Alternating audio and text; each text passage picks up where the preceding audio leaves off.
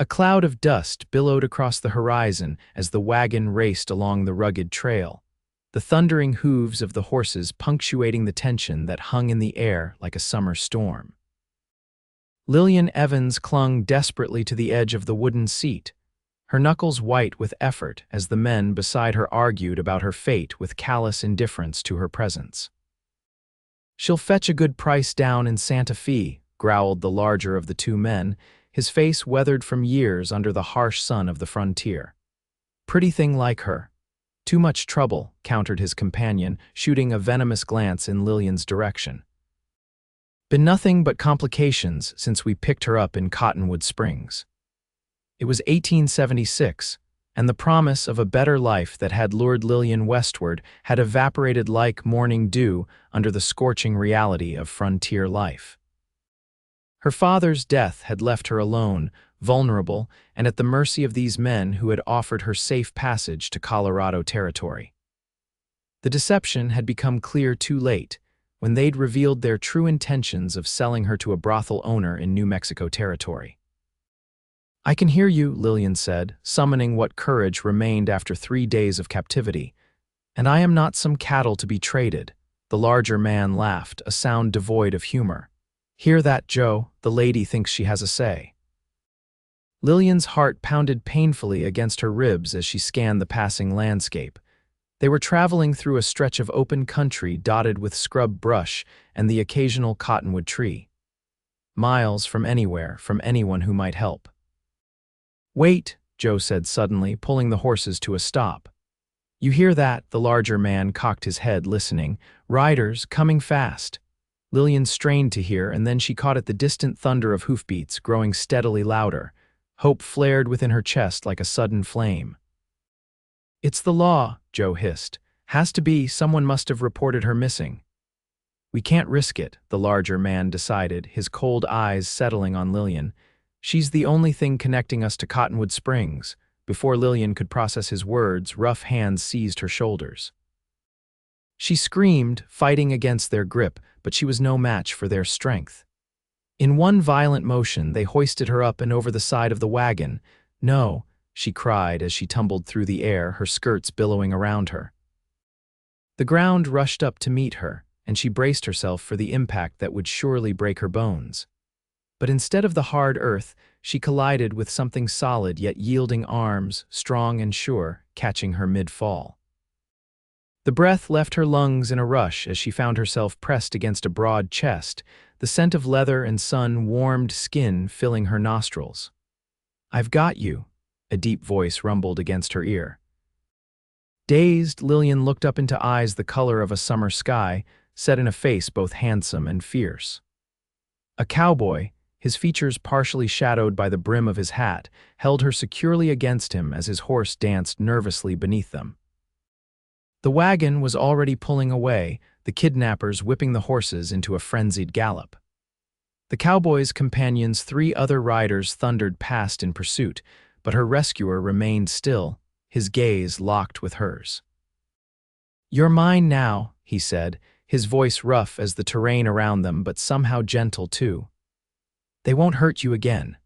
In the chaos of the moment, with her heart still racing and her future uncertain, Lillian wasn't sure if his words were a promise of protection or another claim of possession. All she knew was that her life had just changed irrevocably, here in the vast wilderness of the American frontier. The cowboy adjusted his hold on her, securing her more comfortably across his saddle. "Name's Wade Young," he said, keeping a watchful eye on his companions who were now returning, having lost the wagon in a nearby ravine. "And you are?" "Lillian," she replied, her voice trembling despite her efforts to steady it. "Lillian Evans." Wade nodded, as if committing her name to memory. "Those men, they take you against your will." "Yes," Lillian admitted, fighting back tears of relief and lingering fear. "They promised to take me to my uncle's homestead near Denver, but they lied. They were going to."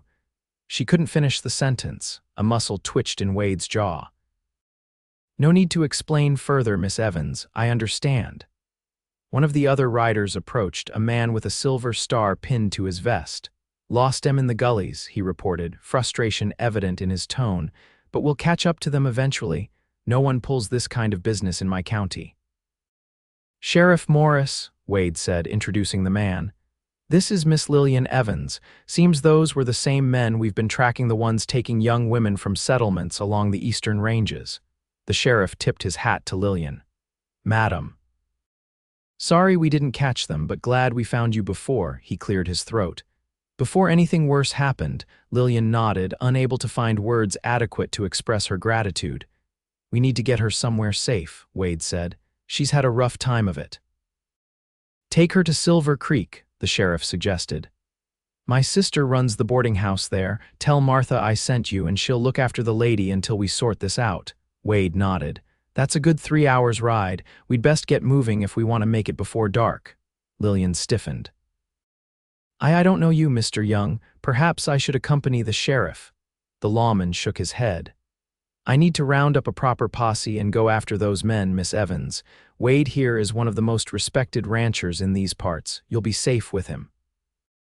Wade's eyes met hers again, and something in their depths, a mixture of determination and unexpected gentleness, quieted her protests. "I promised your mind to protect now," he said softly, for her ears alone, "and I keep my promises." With no real alternative and still shaken from her ordeal, Lillian reluctantly agreed. Wade helped her adjust her position so she sat more securely in front of him on the saddle, one of his arms around her waist to steady her. "We'll meet you in Silver Creek once we've searched the area," the sheriff told Wade. "Take care of her." As they set off across the rugged landscape, Lillian was acutely aware of the stranger whose protection she had been placed under. His body was warm against her back, solid and strong. Despite her wariness, there was something reassuring about his presence. "You from back east?" Wade asked after they had ridden in silence for some time. "Yes," Lillian replied. "Boston. My father passed away 6 months ago and I was traveling to join my uncle. He has a small ranch outside Denver." "I'm sorry about your father," Wade said, his voice sincere. "The West can be a dangerous place for a woman traveling alone." "I'm learning that lesson well," Lillian said with a touch of bitterness. "Though I wasn't alone until those men revealed their true intentions." Wade's arm tightened slightly around her waist.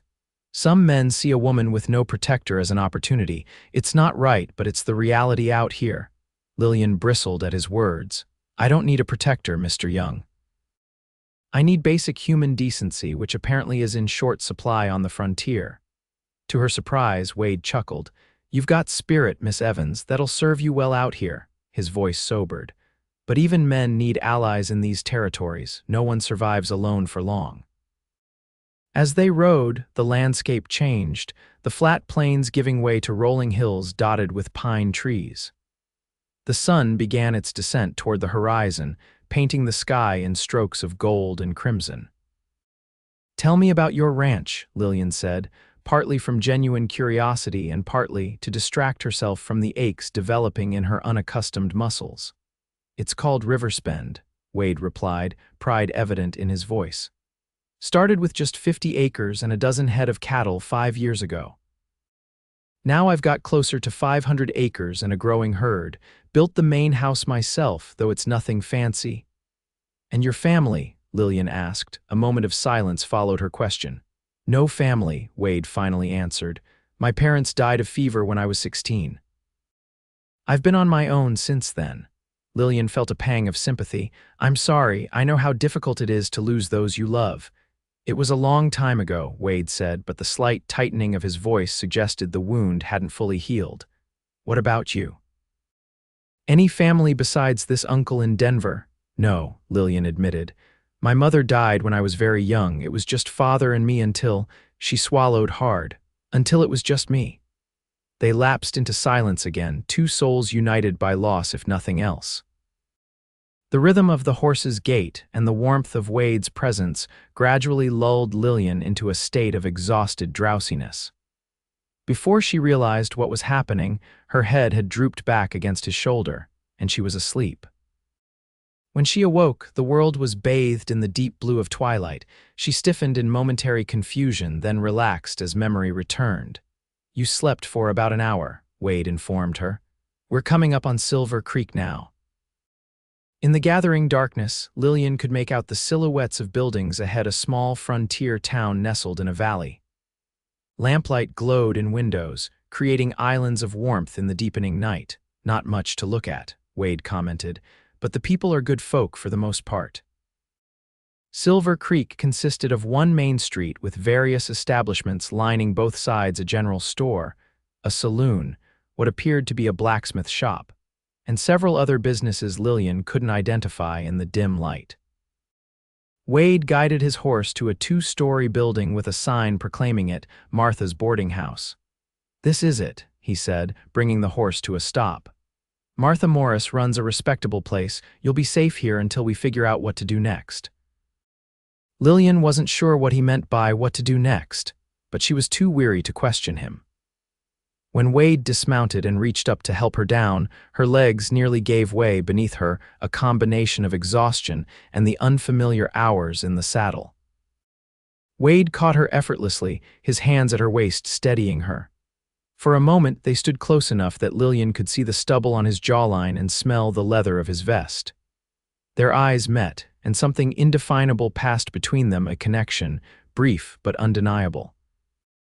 Wade cleared his throat and stepped back. "Let's get you inside."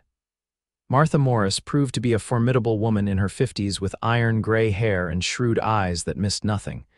Upon hearing a brief explanation from Wade, she clucked her tongue sympathetically and immediately took charge. "Poor lamb, you look ready to drop," she said, taking Lillian's arm. "You need a hot meal, a bath, and a proper bed in that order." "I appreciate your kindness, Mrs. Morris," Lillian said, feeling the last of her reserves draining away now that she was finally somewhere safe. "It's Miss Morris," the older woman corrected with a wink, "but everyone calls me Martha. Now come along." Wade lingered in the doorway, hat in hand. "I'll check in with the sheriff when he arrives and come by in the morning," he told Lillian. "Try to get some rest." Martha eyed him with approval. "Good man, Wade Young, one of the few gentlemen left in these parts." Once he had gone, she led Lillian to a small dining room where several other boarders were finishing their evening meal. "Sit, dear, I'll fetch you a plate." The food, a simple but hearty stew with fresh bread, was the most delicious thing Lillian had tasted in days. As she ate, Martha kept up a steady stream of cheerful conversation that required little response from Lillian but served to create a comforting atmosphere of normalcy. Afterward, true to her word, Martha had a bath prepared in a small room off the kitchen. The hot water was a luxury Lillian hadn't expected to find in this frontier town, and she nearly wept with gratitude as she sank into it, washing away the dust and fear of the past days. By the time Martha showed her to a small but clean bedroom on the second floor, Lillian was barely able to keep her eyes open. She managed a heartfelt thank you before falling into the bed, asleep almost before her head touched the pillow. Morning came with the crowing of a rooster and the scent of coffee and bacon drifting up from below. For a moment, Lillian lay disoriented, staring at the unfamiliar ceiling. Then the events of the previous day came rushing back, and she sat up, running a hand through her tangled hair. A knock at the door preceded Martha's entrance with a tray of breakfast and a bundle of clothing. "Good morning, dear. Thought you might prefer to eat up here today, and I've brought you some things to where they belong to my niece who's since moved to California. They should fit well enough until we can get you properly outfitted." Lillian accepted both offerings gratefully. "You're too kind, Miss Morris." "Martha," the older woman reminded her, "and it's no kindness to help a fellow woman in need. It's what we do out here, look after our own." She bustled about the room, opening the curtains to let in the morning light. "Wade Young stopped by earlier, said he'd return around noon to see how you're faring." Lillian felt an unexpected flutter in her stomach at the mention of Wade's name. "He seems like a good man." Martha's shrewd eyes assessed her. "One of the best, worked hard for everything he has and still finds time to help others. Half the unmarried women in the county have set their caps for him, but he keeps to himself mostly." She smiled. "Sheriff's downstairs, too. Wants to ask you some questions about those men when you're ready." After breakfast, Lillian dressed in the borrowed clothing, a simple blue calico dress that was slightly loose in the bodice but otherwise fit well enough. She brushed her long chestnut hair as best she could with the comb Martha had provided and pinned it up in a simple style. Downstairs, Sheriff Morris was waiting in the small parlor, notebook in hand. He stood when Lillian entered, offering a respectful nod. "Miss Evans, feeling better this morning?" "Yes, thank you," Lillian replied, taking a seat across from him. "Have you? Did you find those men?" The sheriff's expression darkened. "Not yet. They know this country too well, but we will. It's just a matter of time." He flipped open his notebook. "Now, I need you to tell me everything you can remember about them. Names, descriptions, anything that might help us track them down." For the next hour, Lillian recounted her ordeal, beginning with meeting the men in Cottonwood Springs, where they had posed as reputable guides for hire. She described their appearances, the snippets of conversation she had overheard about their plans, and the names they had used, though she suspected those were false. "You've been very helpful, Miss Evans," the sheriff said when she had finished. "I've sent telegrams to the surrounding counties. If these men try to pull their scheme again, they'll find lawmen waiting for them." "What happens now?" Lillian asked. "I still need to reach my uncle in Denver." "We can arrange safe passage for you," Sheriff Morris assured her. "There's a stagecoach that passes through here twice a week, headed north. Next one's due day after tomorrow." The parlor door opened, and Wade stepped in, removing his hat as he entered. Lillian was struck again by his presence, tall and broad-shouldered, with those remarkably blue eyes that seemed to see right through to her soul. He had shaved, she noticed, and his sandy hair was damp, as if he'd made a special effort to tidy himself before coming to see her. "Miss Evans," he greeted her with a slight bow of his head, "you're looking much better today." "Thank you, Mr. Young," Lillian replied, aware of a warmth creeping into her cheeks. "And thank you again for your timely intervention yesterday." Wade exchanged a few words with the sheriff about the ongoing search for the kidnappers, then turned back to Lillian. "I thought you might like to see a bit of Silver Creek while you're here. It's not Boston, but it has its charms." The invitation surprised her. "That's very kind, but I wouldn't want to impose on your time." "No imposition," Wade assured her. "I have business in town today anyway, unless you'd prefer to rest." In truth, the prospect of seeing more of this frontier town intrigued Lillian. And despite herself, she was curious to know more about the man who had caught her when she fell. "I would like that," she decided. Martha, who had been hovering nearby, produced a bonnet that matched the blue dress. "The sun's fierce today. You'll want this, dear." Once they were outside, Lillian was struck by how different Silver Creek looked in daylight. What had seemed a small, unremarkable settlement in the darkness now revealed itself as a bustling little community. Wagons and riders moved along the main street, and people called greetings to each other as they went about their business. "It's more lively than I expected," Lillian admitted as Wade escorted her along the boardwalk. "Silver Creek's growing," Wade explained. "Silver mines in the hills brought people at first, but now it's becoming a trade center for the ranches and farms in the area." He pointed to various establishments as they walked. "General store, telegraph office, Miller's Hardware, the Silver Dollar Saloon, though that's no place for a lady, and over there's Doc Wilson's place. Good man, saved my life once when I took a bullet in a cattle rustling incident." Lillian glanced at him, startled. "You were shot." Wade shrugged as if it were a minor inconvenience rather than a life-threatening event. "Hazard of ranching in these parts. Rustlers get desperate, especially during hard winters." They continued their tour, with Wade introducing Lillian to various townspeople they encountered. Everyone seemed to know and respect him, and Lillian noticed more than a few curious glances directed her way. "They're wondering about you," Wade said, evidently noticing her awareness of the attention.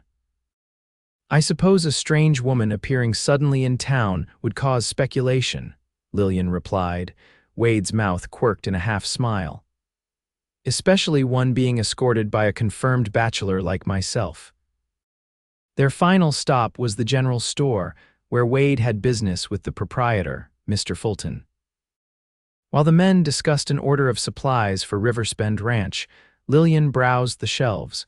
marveling at the variety of goods available in this remote location, everything from bolts of fabric to canned peaches to Winchester rifles. See anything you need? Wade asked, joining her after concluding his business. I noticed you don't have any luggage. Those men took my trunk, Lillian explained. Everything I brought west with me was in it, Wade frowned, all the more reason to catch them. He gestured to the store's offerings. Pick out whatever you need, my treat. Lillian immediately shook her head. That's very generous, Mr. Young, but I couldn't possibly accept. Consider it a loan then, Wade suggested. Your uncle can reimburse me when you reach Denver. Still, Lillian hesitated. Being beholden to a man she barely knew, even one who had saved her, made her uncomfortable.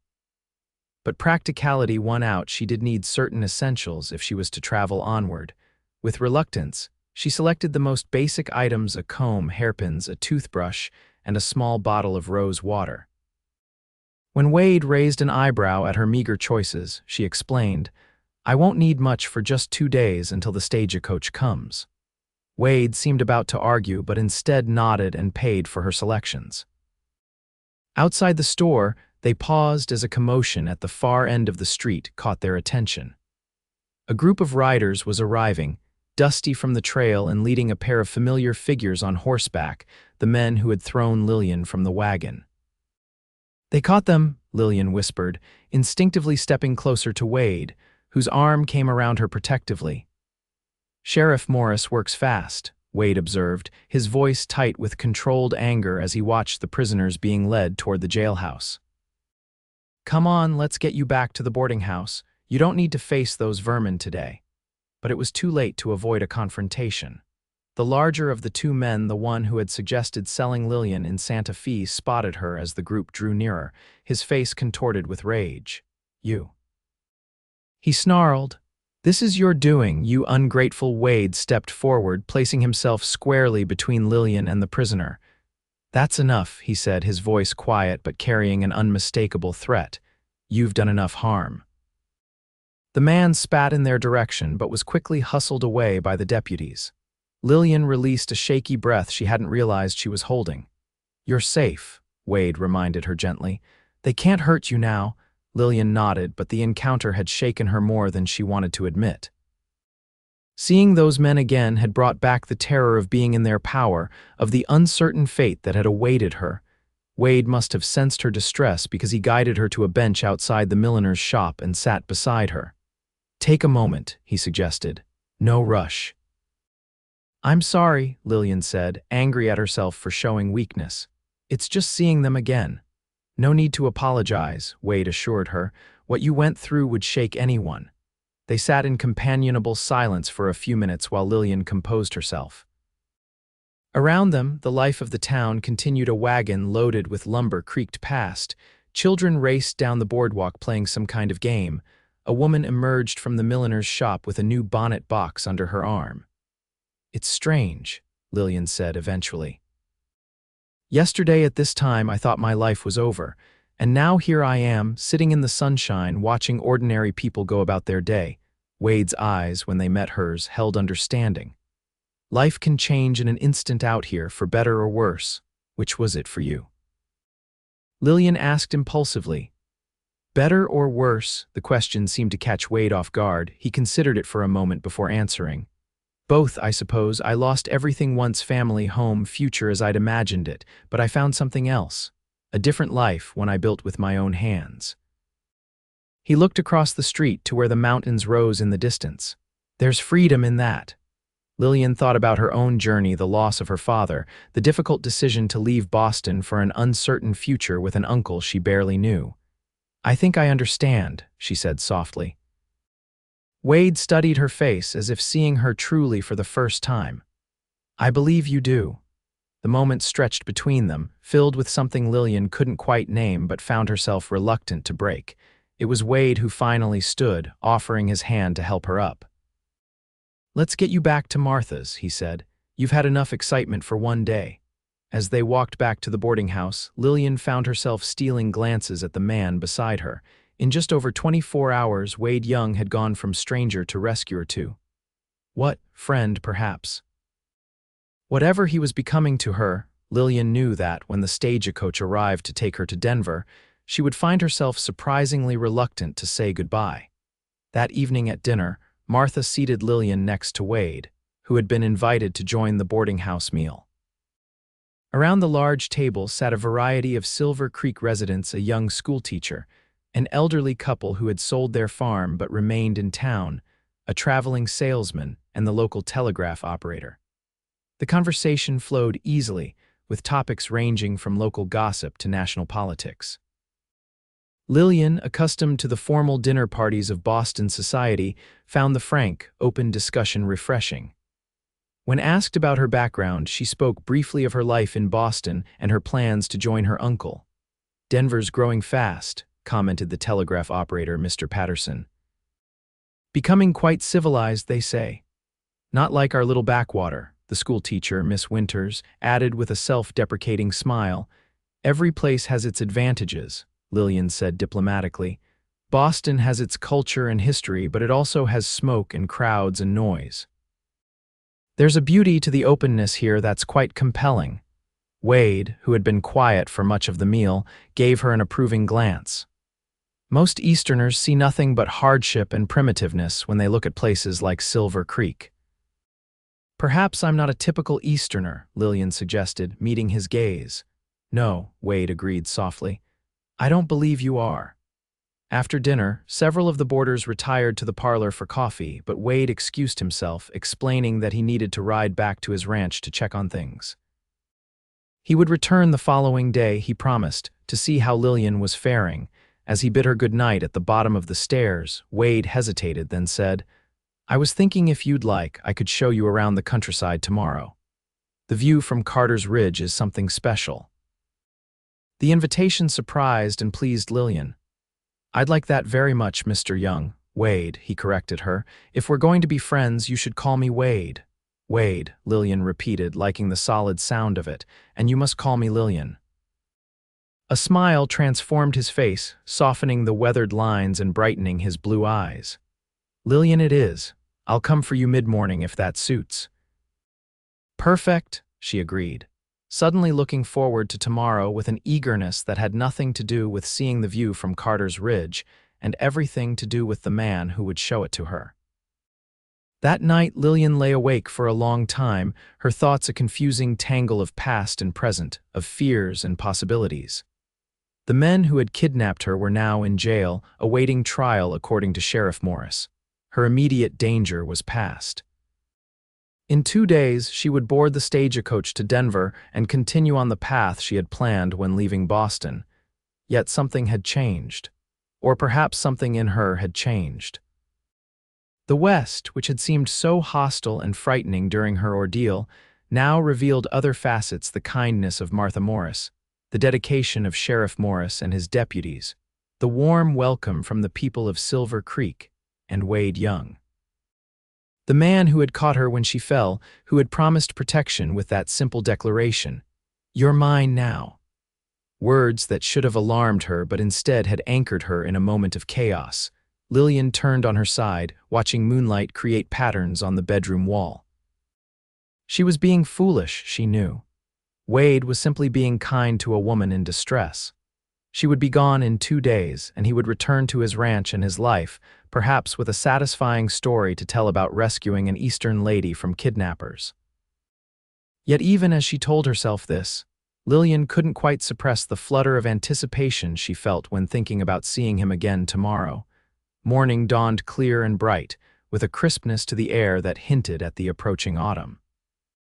Lillian dressed with particular care in one of Martha's nieces' dresses, a pretty green calico that complemented her eyes better than the blue one had.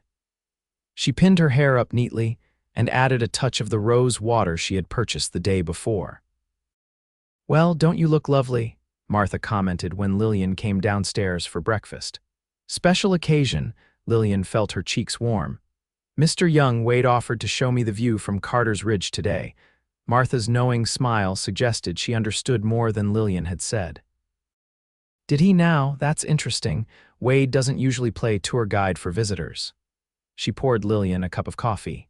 "Carter's Ridge is beautiful this time of year. The wildflowers should still be blooming up there." Wade arrived precisely at 10 o'clock, riding a magnificent chestnut gelding and leading a gentle-looking mare for Lillian. "Good morning," he greeted her, his eyes taking in the green dress with evident appreciation. "You look very nice." "Thank you," Lillian replied, suddenly shy. "So do you."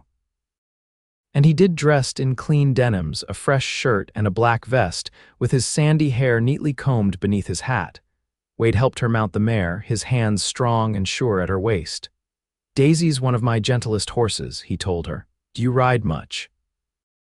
"I had lessons as a girl," Lillian said, settling into the saddle and arranging her skirts. "Though it's been some years since I've had the opportunity." "She'll take good care of you," Wade assured her, swinging up onto his own mount. "Ready." They rode at a leisurely pace out of town, Wade pointing out landmarks and sharing bits of local history as they went. Lillian, who had seen the surrounding countryside only through the haze of fear and exhaustion 2 days prior, now marveled at its rugged beauty, the rolling hills, the distant mountains with their snow-capped peaks, the clear blue sky that seemed to go on forever. "It's so vast," she commented as they followed a trail that wound gradually upward.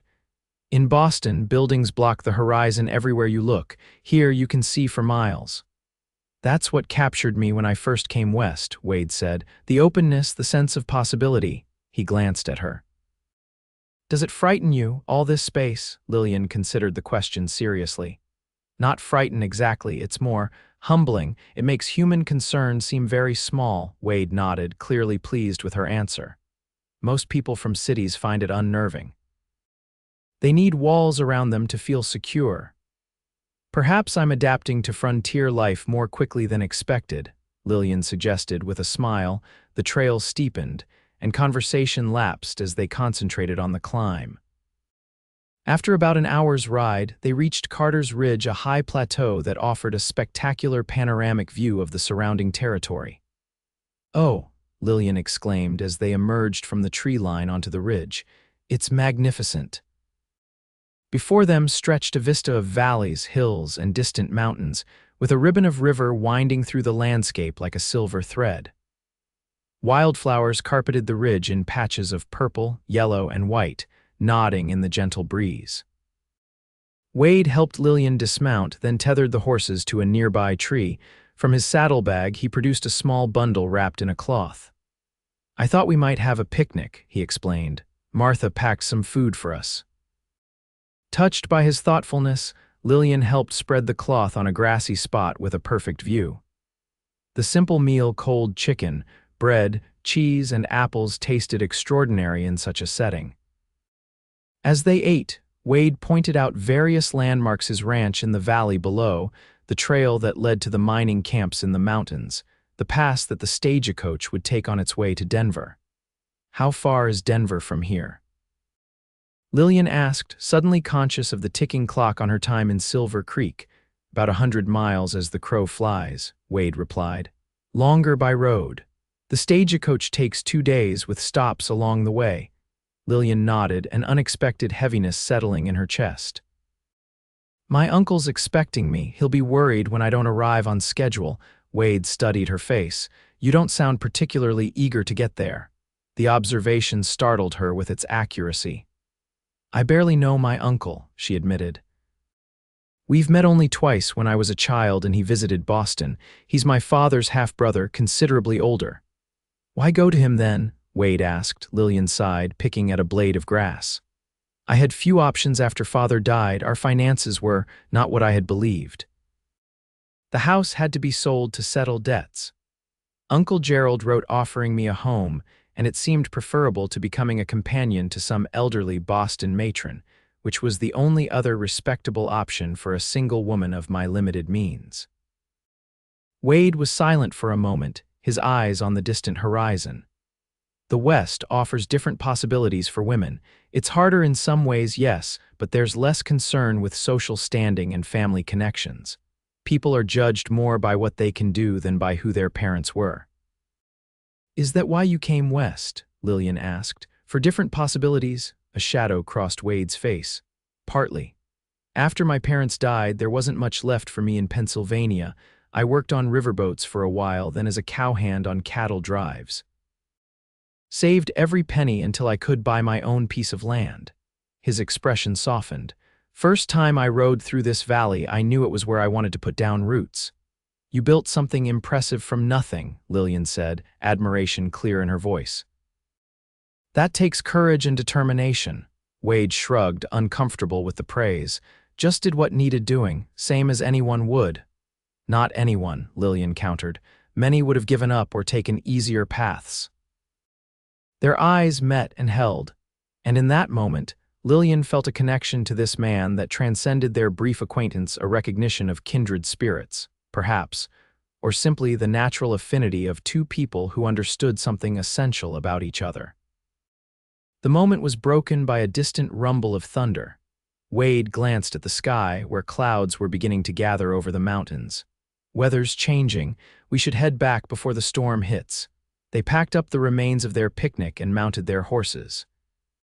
The return journey was quicker, with Wade setting a brisker pace as the clouds rolled in. They were still a mile from town when the first fat raindrops began to fall. "We won't make it before the downpour," Wade said, scanning the area. "There's a line shack up ahead. We can wait out the worst of it there." The rain intensified rapidly, and by the time they reached the small cabin Wade had mentioned, they were both thoroughly soaked. Wade quickly unsaddled the horses and led them into a lean-to attached to the shack, while Lillian hurried inside. The interior was spare but clean, a single room with a narrow bed, a table with 2 chairs, a small stove, and a few shelves stocked with basic supplies. Lillian stood dripping on the plank floor, suddenly acutely aware of the impropriety of their situation. Wade entered, carrying their saddlebags and closing the door firmly against the now driving rain. He noted her discomfort immediately. "It's not ideal," he acknowledged, "but it's dry and there's wood for a fire. The storm shouldn't last too long." He busied himself with lighting the stove, pointedly keeping his distance as Lillian tried unsuccessfully to wring water from her sodden skirts. Once a fire was crackling in the stove, Wade rummaged in a trunk and produced a rough woolen blanket. "Here," he said, offering it to her. "You should get out of those wet clothes before you catch your death. I'll wait outside." "In this." Lillian gestured to the torrential rain visible through the single window. "Don't be ridiculous. You're as wet as I am." Wade ran a hand through his dripping hair, clearly torn between propriety and practicality. "I don't want to compromise your reputation." Despite the chill of her wet clothing, warmth bloomed in Lillian's chest at his concern. "I think my reputation survived being thrown from a wagon and rescued by a cowboy," she said with a small smile. "We're both adults. We can handle this situation sensibly." After a moment's hesitation, Wade nodded. "All right. I'll turn my back while you change. There should be some men's clothes in the trunk that might serve until yours dry." True to his word, Wade faced the wall while Lillian quickly stripped off her sodden dress and petticoats. The men's clothing in the trunk, presumably left for any ranch hand who might need to use the shack, consisted of denims, flannel shirts, and woolen socks. Lillian selected the smallest shirt, which still engulfed her slender frame, falling almost to her knees. "I'm decent," she announced when she had wrapped the blanket around her for additional warmth and modesty. Wade turned, his eyes widening slightly at the sight of her in the oversized shirt with her damp hair falling around her shoulders. He quickly averted his gaze. "Good, I'll just—" He gestured vaguely to his own wet clothing. It was Lillian's turn to face the wall while Wade changed. She heard the rustle of fabric, the soft thud of boots being removed, and tried very hard not to imagine the scene behind her. "All set," Wade said eventually. When Lillian turned, she found him in dry denims and a flannel shirt similar to the one she wore, his feet bare. He had spread their wet clothing near the stove to dry and was now putting a kettle on to boil. "Found some coffee," he explained. "Thought it might warm us up." They sat at the small table, cradling tin cups of strong black coffee while the rain pounded on the roof and occasional flashes of lightning illuminated the cabin. The situation should have been uncomfortable, stranded in close quarters with a man she barely knew, but Lillian found herself strangely at ease. "Tell me about your ranch," she prompted, genuinely interested in learning more about his life. Wade's face lit up as he described Riverspend, the house he had built, and continued to expand, the cattle operations, his plans for breeding horses in the future. As he spoke, Lillian could picture it all clearly, the main house nestled in a bend of the river that gave the ranch its name, the barns and corrals, the bunkhouse for the ranch hands. "It sounds wonderful," she said when he finished. "You've created something lasting." "It's a good life," Wade agreed. "Hard work, but satisfying." He hesitated, then added, "just missing one thing to make it complete." "What's that?" Lillian asked. Wade's eyes, when they met hers, held an intensity that made her breath catch. "A family of my own, someone to share it with." The air between them seemed to thicken with unspoken possibilities. Lillian was acutely aware of their isolation, of the intimacy created by the small space and the storm raging outside. Wade was no longer just her rescuer, but a man, an attractive, honorable man whose presence affected her in ways she hadn't expected. The moment was interrupted by a particularly loud crack of thunder that made Lillian jump. Wade instinctively reached across the table, his hand covering hers in a comforting gesture. The touch sent a current of awareness through her, and for a breathless second neither moved. Then Wade gently withdrew his hand.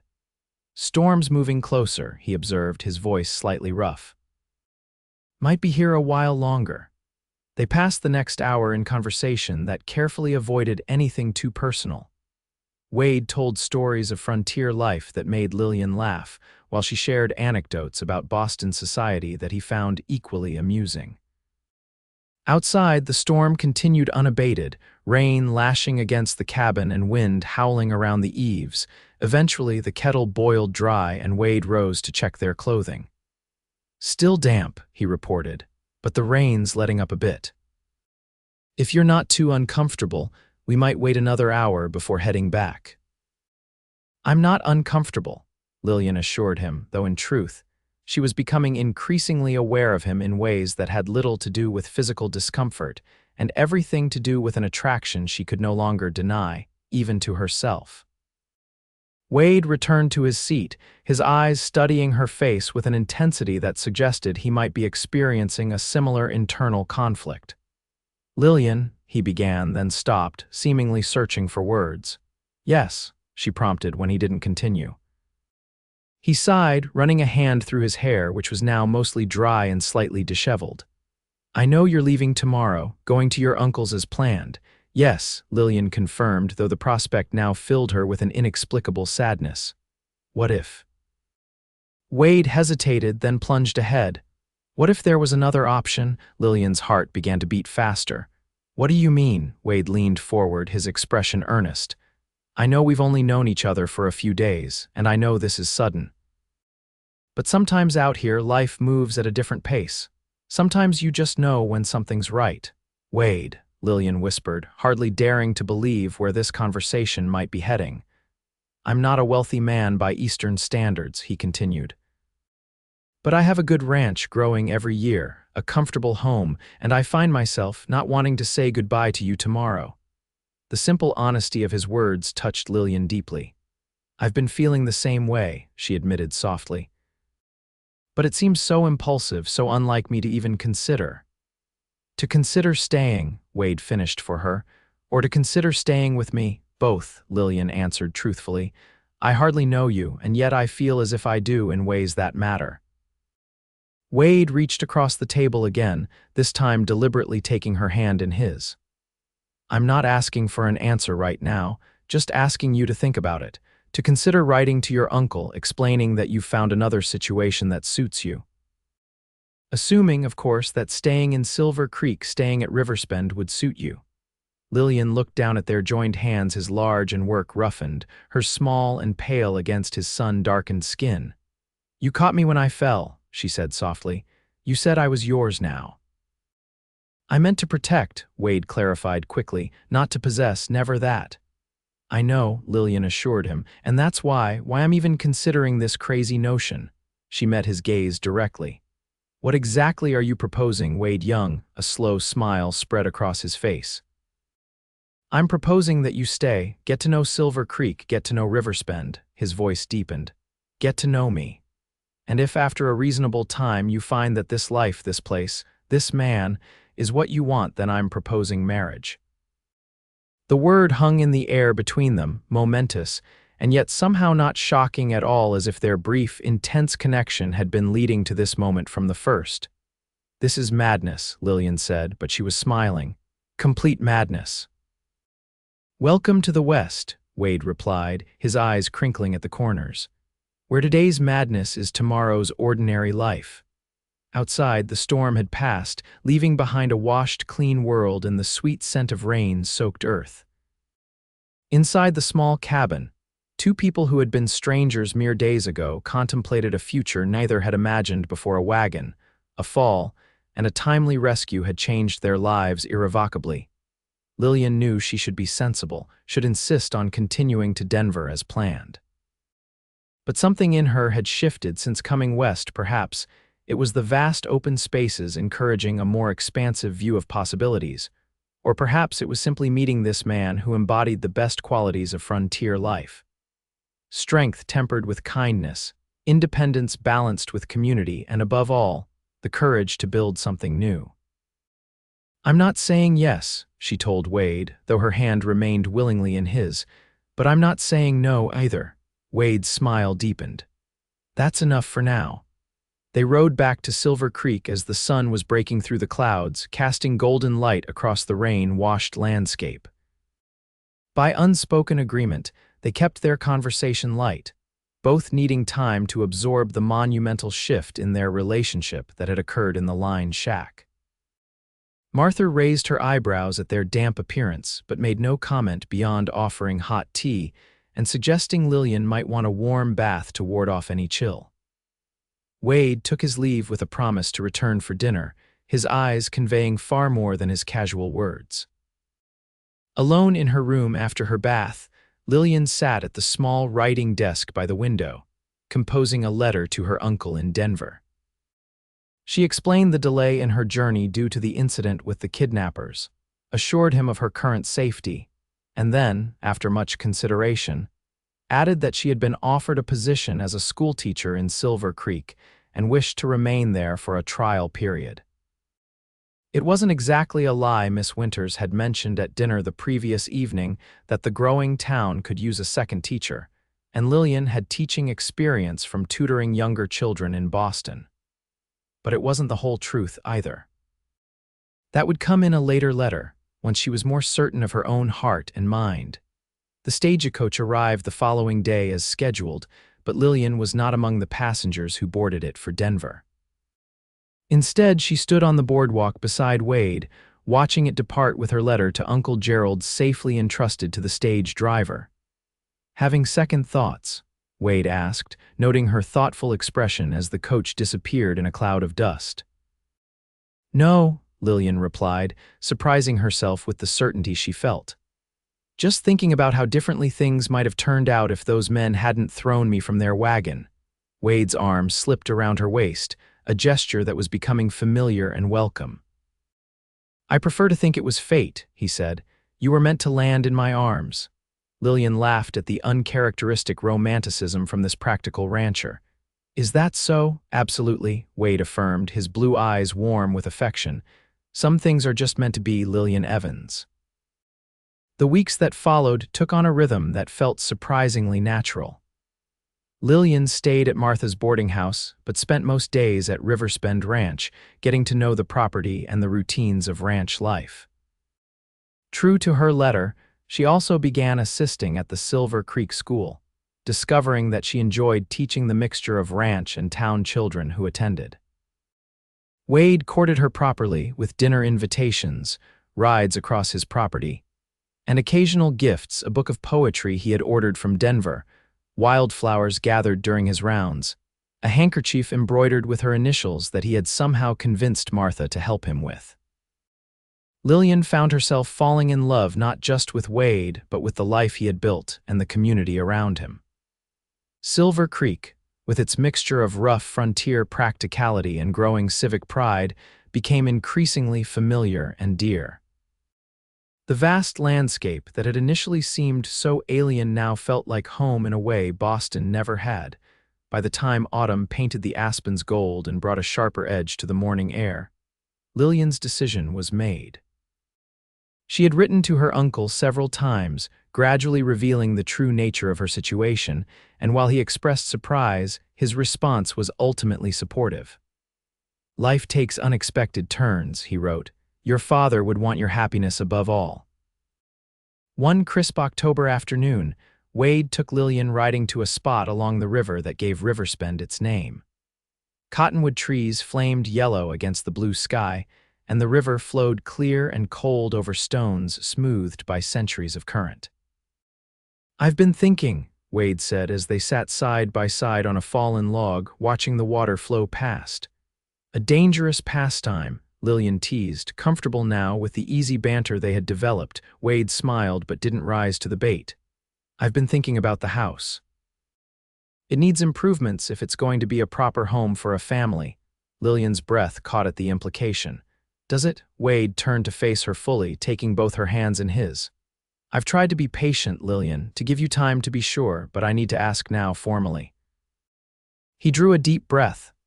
"Will you marry me, make Riverspend your home, make a life with me?" Though she had been expecting the question, had indeed been hoping for it, Lillian found herself momentarily speechless. This man, this place, this life, all so different from what she had imagined for herself, yet now so clearly what she wanted. "Yes," she said simply. "Yes to all of it."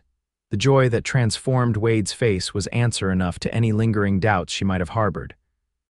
He pulled her gently into his arms, and when their lips met in their first kiss, Lillian knew with absolute certainty that sometimes life's most terrible moments, like being thrown from a wagon by kidnappers, could lead to its most wonderful destinations. They were married in November in Silver Creek's small church. Martha Morris fussed over Lillian like a mother, helping to create a wedding dress from the finest fabric available at the general store. Sheriff Morris gave the bride away, and Miss Winters served as maid of honor. Wade's ranch foreman stood as best man, and the entire community turned out to celebrate with a feast and dancing that lasted well into the night. When Wade carried his bride across the threshold of the ranch house, now expanded to include a proper parlor and an additional bedroom, for the future, as Wade had shyly explained, Lillian felt a sense of homecoming deeper than any she had ever known. "Welcome home, Mrs. Young," Wade said, setting her gently on her feet in the parlor where a fire blazed welcomingly in the hearth.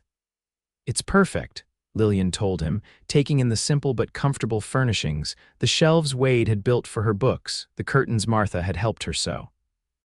"Absolutely perfect." Life as a rancher's wife was not easy. The work was constant, the weather sometimes harsh, the isolation occasionally challenging. But Lillian found satisfaction in learning new skills, in helping to build something lasting with the man she loved, in becoming part of a community that valued contribution over social standing.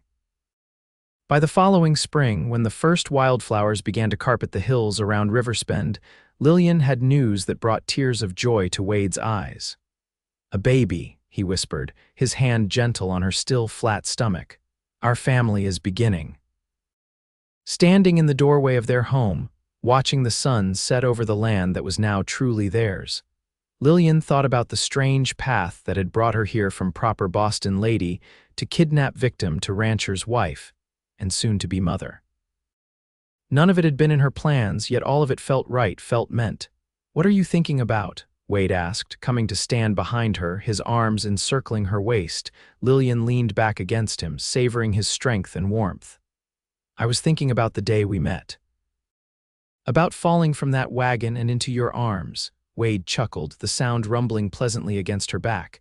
"Best day of my life, though I didn't know it then." "You said I was yours," Lillian reminded him. "Do you remember?" "I remember everything about that day," Wade assured her. "Every word, every moment."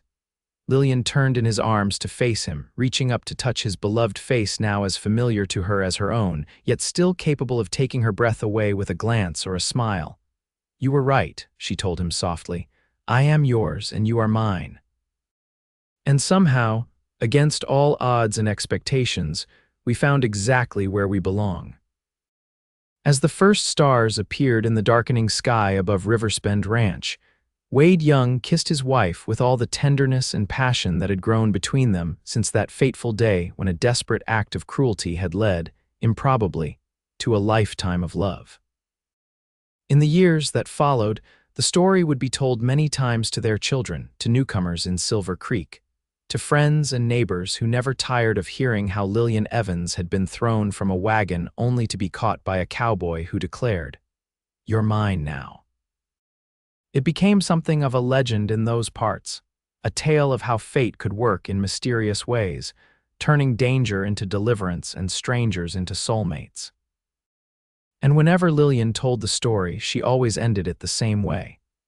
Sometimes life throws you from the path you thought you were meant to travel, and sometimes, if you're very fortunate, you land exactly where you were always meant to be.